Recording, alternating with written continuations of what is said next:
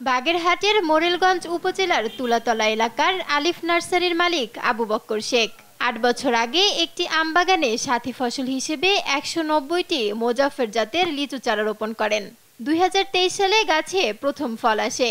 সেবার কম হলেও এবছর বাম্পার ফলন হয়েছে। প্রতিটি গাছে ২ থেকে ২৫০০ লিচু ধরেছে, আকারেও বেশ বড়। প্রতি ১০০ পিস লিচু বিক্রি করছেন ৫০০ টাকা করে।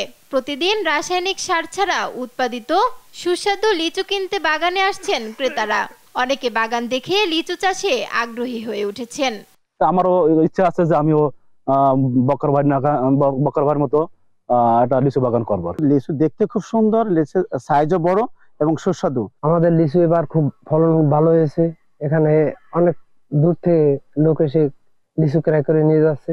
আম থেকে বেশি লাভজনক হওয়ায় ভবিষ্যতে লিচুর বাগান বাড়বে বলে জানান এই উদ্যোক্তা। আগে আমি আম বাগান ছিল, আম বাগানের ভিতরে আমি এই লিচু গাছ লাগাইছি। আমের চেয়ে লিচুর ফলন বেশ ভালো। এখন আমি এই লিচু ৫০০ টাকা সব বিক্রি করছি এবছর।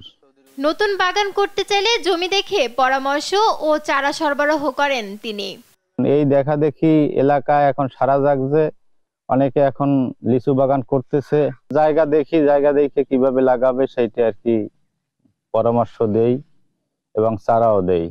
৪৩ বছর বয়সী আবু বক্কর শেখ ৩০ বছর ধরে নার্সারি ব্যবসায় জড়িত।